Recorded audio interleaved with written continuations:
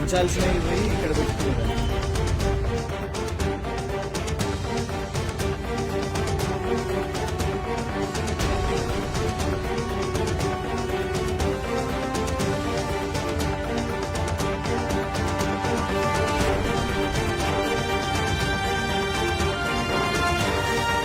November 2025లో Congress ప్రభుత్వం కోటి ఇంద్రమ్మ చీరలు పంపిణీ చేస్తామని రాష్ట్ర మహిళలకు అందరికి కూడా ప్రకటన చేశారు. ఇవాళ మనం ఉన్నది ఆగస్టు 2026లో కంటోన్మెంట్ లో ఉన్న వేల మంది మహిళలకు ఇంద్రమ్మ చీరలు ఇవ్వలేదు.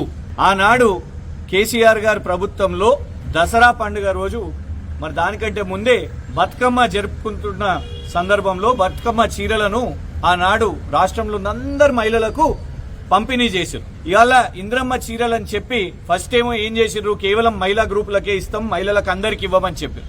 కానీ ఇవాళ ఆశ్చర్యకరమైన విషయం ఏంటిదంటే కంటోన్మెంట్ లో మహిళలకు ఇవ్వకుండా నెలల నుంచి ఇవాళ ఎలుకలు కొట్టేసే విధంగా కంటోన్మెంట్ వర్క్ షాప్ లో వేల ఇంద్రమ్మ చీరలను తెచ్చి ఇక్కడ వర్క్ షాప్ లో పెట్టడం జరిగింది. కొన్ని వేల చీరలు ఇక్కడ పెట్టేసిర్రు, ఎలుకలు కూడా కొట్టేస్తున్నాయి.